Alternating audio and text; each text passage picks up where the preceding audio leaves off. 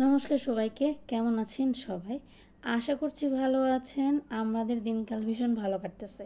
কারণ আগের ভিডিওতে আপনাদের দেখিয়েছি বাসায় মা আছে, পিসিমা আছে, সবাইকে নিয়ে খুবই ভালো কাটতেছে।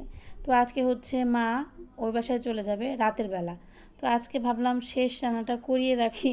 হয়তো আপনারা বলবেন মনে মনে, কি বাজে বৌমা, শাশুড়ি আসে বেড়াতে আবার তাকে দিয়ে রান্না করায়। ব্যাপারটা আসলে কি বলেন তো, মার হাতে রান্না ভীষণ ভালো লাগে খেতে। আর তার সাথে মা রান্না করতে পছন্দ করে। মাকে বলতেও হয় না যে মা রান্না করে, নিজে নিজেই বলে যে তুমি জোগাড় করে দাও, আমি রান্নাটা শেষ করে ফেলি। এর জন্য মাকে দিয়েই রান্না করানো হয় যখন মা আসে। তো এখানে আজকে রান্না বান্না কী কী হবে আপনাদের সাথে সব কিছু শেয়ার করব। তো এই যে দেখেন প্রিপারেশন চলতেছে, আলু সেদ্ধ করতেছি, আলু দিয়ে ডিম দিয়ে ঝোল রান্না হবে, ডাল রান্না হবে। তো এখানে ডালটা বসিয়ে দিয়েছি এক চুলাতে, আর এক চুলাতে আলু সেদ্ধ করতেছি। আর এখানে ডিম সেদ্ধ করা হয়ে গেছে, ডিমের খোসা ছাড়িয়ে নিচ্ছি। মাঝখানে কয়েকটা দিন ছিল যখন ডিমের খোসা ছাড়াতে গেলে অর্ধেকটা ডিম খোসায় চলে যেত। ইদানিং আবার দেখা যাচ্ছে যে ডিমগুলো খুব ভালো পড়ছে। আমার মনে হয় যে এটা কিছুটা দোকানের উপর নির্ভর করে। অনেক সময় দেখা যায় যে এক দোকানের ডিম ভালো হয় না, আরেক দোকানের ডিম ভালো হয়। তো ডিমের খোসা ছাড়ানো আমার হয়ে গেল। আর এক বেলার জন্য আস্ত ডিম নিয়েছি, আর এক বেলার জন্য অর্ধেক ডিম নিয়েছি।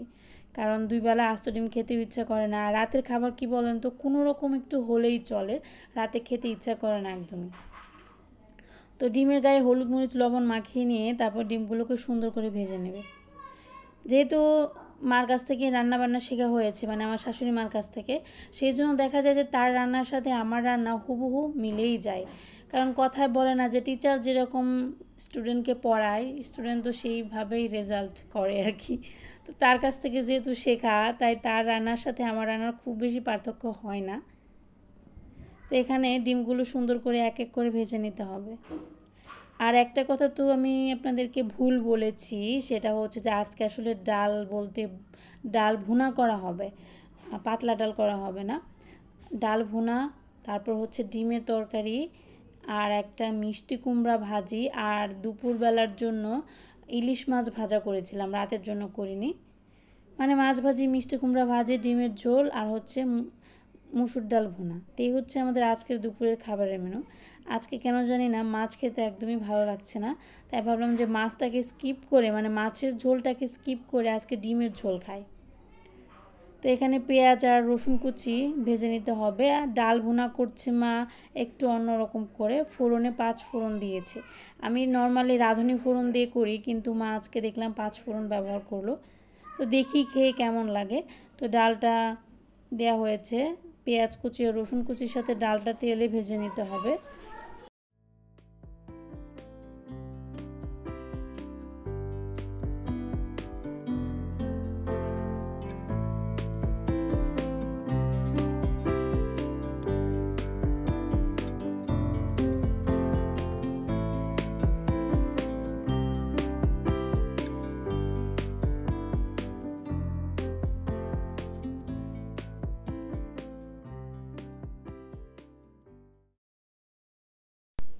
তো আপনাদের মনে হয়তো প্রশ্ন আসতে পারে যে হঠাৎ করে মা এই বাসায় কেন আসলো।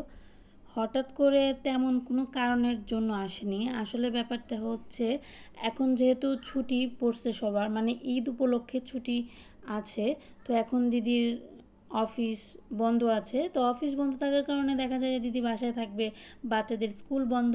তো এখন মা ওই বাসাতে না থাকলেও চলে, তার জন্য এই বাসাতে বেড়াতে আসছে। কারণ এমনিতে তো আমাদের সাথে খুব বেশি থাকা হয় না, ওই বাসাতেই সবসময় থাকে। তো তখন ছুটি পায় দিদি বা স্কুল বন্ধ থাকে, তখন আমাদের সাথে আর কি থাকতে আসে, এই হচ্ছে ব্যাপার। আর তেমন কিছুই না। আর পিসিও আসছে বাসায়, তাই মা বলল যে পিসিকে নিয়ে কয়েকদিন আমাদের বাসায় বেরিয়ে যাবে আর কি। তো মা রান্নাবান্না প্রায় শেষ পর্যায়ে চলে আসছে। আর এখানে আমি ইলিশ মাছটা কেটে ধুয়ে রেখে দেব। এইটা হচ্ছে দুপুরবেলা খাওয়ার আগে ভাজি করব। কারণ মাছ ভাজি কিন্তু গরম গরম না করলে খেতে ভালো লাগে না। ইলিশ মাছটা যতটা ভালো ভেবেছিলাম ততটা না। একদিন সারা বাবা রাত রাত করে স্বপ্নে থেকে ইলিশ মাছগুলো আনছিল, 4-5টার মতো হবে। তো প্রথম যেদিন আমরা একটা খেয়েছিলাম, সেই মাছটা খেতে খুবই বাজে ছিল, যেটা আপনাদের সাথে শেয়ারও করেছিলাম। যেদিনকে খিচুড়ি রান্না করেছিলাম সেদিন মাছ ভাজি করেছিলাম, সেই মাছটা একদমই ভালো ছিল না। কিন্তু আজকে সৌভাগ্যবশত এই মাছটা মোটামুটি ভালো, মানে খেয়ে মনে হয় যে না ইলিশ মাছ খেয়েছি। সেই দিনের মাছটা খেয়ে একদমই ভালো লেগেছিল না, মনে হচ্ছিল না যে ইলিশ মাছ খেয়েছিলাম। তো এখানে আমি এক এক করে মাছগুলো এখন তেলে ভেজে নেব। ইলিশ মাছ কতটা ভালো বা খারাপ সেটা বোঝা যায় অনেক সময় ভাজি করার সময়। কেন বলেন তো? ইলিশ মাছ যদি যাতে ভালো হয় তাহলে দেখবেন যে মাছ তেলে দেওয়ার সাথে সাথে এত বেশি তেল উঠবে আর ঘ্রাণ বের হবে, যেটা দেখলেই বোঝা যায় যে ইলিশ মাছটা কতটা ভালো হবে। তো মাছের ঘ্রাণ যেমনই হোক, মাছ থেকে তেলও খুব বেশি ওঠেনি আর ঘ্রাণও খুব বেশি কেউ পায়নি, যার কারণে আমরা ভেবে নিয়েছিলাম মাছটা ভালো হবে না। কিন্তু খাওয়ার পর মনে হলো যে খারাপও না, ভালোই ছিল। আসছে না অনেক সময় যে চেহারা দেখে বোঝা যায় না মানুষটা কেমন, ঠিক তেমনই চেহারা দেখে সব কিছু আসলে আইডিয়া করা যায় না। অনেক সময় দেখা যায় যে খাবারটা দেখতে খারাপ হয়, সেই খাবারটা কিন্তু খেতে খারাপ হয় না। এরকম অনেক মানুষ আছে যারা খাওয়ার আগে তরকারির চেহারা দেখে বিচার করে তরকারি ঠিক খেতে কেমন হবে। অনেক সময় দেখা যায় চেহারা যদি খারাপ হয় অনেকেই সেই তরকারিটা খেতেই চায় না, সেটা ভালো মন্দ যেমনই হোক না কেন। এটা হচ্ছে পরের দিন সকালবেলা, আজকে হচ্ছে আমার ভাই বাড়ি থেকে চলে আসলো। তো মা বাবা হচ্ছে আগের দিন রাতের বেলায় চলে গিয়েছিল, আমি আর সেই দিন ব্লগ ভিডিও করিনি।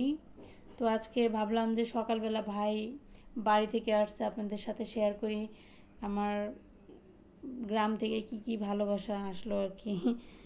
তো দেখেন বাসায় আসার সাথে সাথেই ভাগ্নে আর ভাগ্নি মামাকে ছেঁকে ধরেছে কি নিয়ে আসছো। তো মামাও তেমন কত রকমের চকলেট চিপস নিয়ে এসে দুজনকে ভাগ করে দিতেছে। এইগুলা মানে পেয়ে পেয়ে দুজন এত বেশি বাদর হয়ে গেছে কি বলবো। মানে আমার ভাই যখনই বাসায় ঢুকে প্রথমে ওদের একটাই আবদার, আমাদের জন্য কি আনছো। মামা আসছে সেটা বড় কথা না, আগে ওদের জন্য কী আনছে সেটা হচ্ছে বড় কথা। তো দেখি মা কী কী সবজি পাঠাইছে। এখানে হচ্ছে যে পেঁয়াজ, মার ক্ষেতের পেঁয়াজ খুব বেশি বড় হয়নি আর পেঁয়াজ খুব বেশি হয়নি, অল্প পরিমাণে হয়েছে। ওইখান থেকেই আমার জন্য কিছু পাঠাইছে। আর এখানে দেখেন একদম টাটকা তাজা শাক পাঠাইছে, কলমি শাক, সাথে হচ্ছে হেঞ্চি শাক মেশানো। মা আমাকে ফোন করে বলে দিয়েছে এই শাক দিয়ে ছোট মাছের চচ্চড়ি রান্না করে খাওয়ার জন্য, রসুন দিয়ে, তাহলে নাকি খেতে ভালো লাগবে।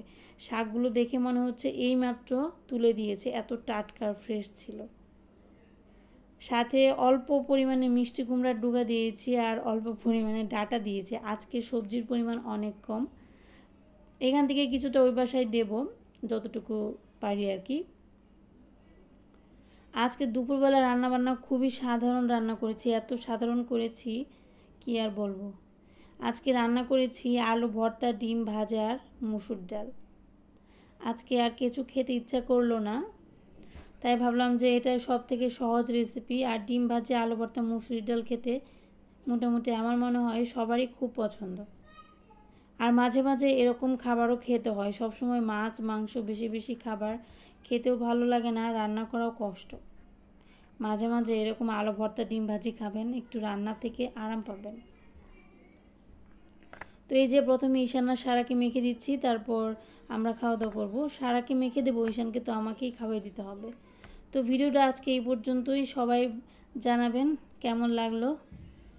ভালো থাকবেন সবাই, দেখা হবে পরবর্তী কোনো নতুন ভিডিওতে। সবাইকে জানাচ্ছি অনেক অনেক ধন্যবাদ ভিডিওটা দেখার জন্য।